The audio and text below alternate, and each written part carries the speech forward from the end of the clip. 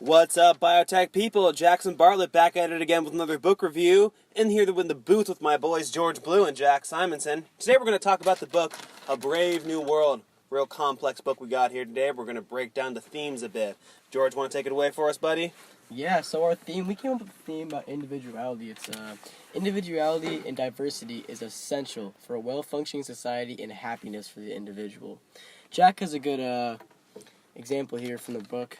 Right, so, George, very early on in the book, we see a bunch of kids are playing outside of the factory during the tour, and a little boy and a little girl get brought in by a nurse, and this is because the little boy doesn't want to play in a game with the little girl, and that is seen as being sort of an outlying sort of characteristic for the boy, and he's expected to play this game that he may not want to play with the girl, but because he doesn't want to, he's being taken in and reconditioned, basically. Yes. And also, another point I want to bring up is how Lenina is singled out because she wants to have one relationship. She wants to be loyal to one man. And her friends are just kind of singling her out on that because I believe in the community that's kind of forbidden upon to just see one man and just claim him as your partner. You kind of have to share in a way.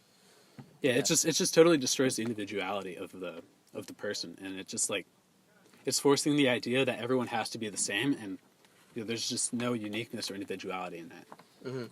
Yeah, it seems to be a very forced community that they're trying to make, and that it's just all a forced lifestyle that everyone has to live.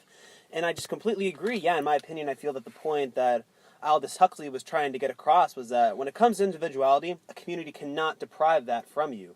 Because they seemed like they were trying to force this unnatural reproduction of people, which was causing all of this these certain lifestyles that must be lived. And it created all this just stress and tension, and it wasn't working out clearly, because forcing people to live in certain ways only leads to catastrophe, as we saw with John. And one rule of any society or community, specific group of people, should be that people should be able to have their own individual lifestyles.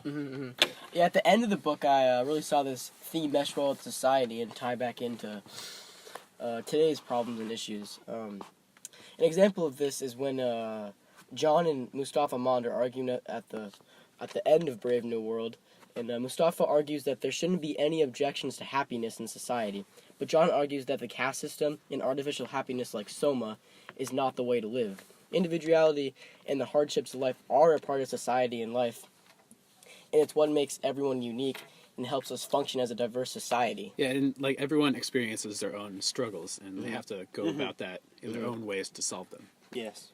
Yeah, and a society that's all-inclusive, and the United States is a great example of this. I mean, we have people from all different backgrounds and walks of life, and we can all function happily together and make just a well-functioning society. Exactly. It's what we stand for. And I think that's a really important thing.